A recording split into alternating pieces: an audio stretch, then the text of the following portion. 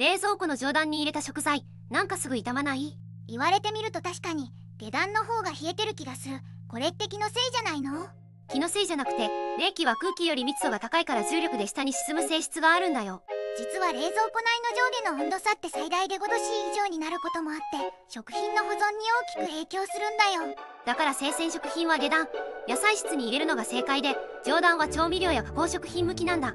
1万人目指して毎日投稿中だから登録お願い。兵器の仕組みをもっと詳しく知りたい人は関連動画もチェックしてね。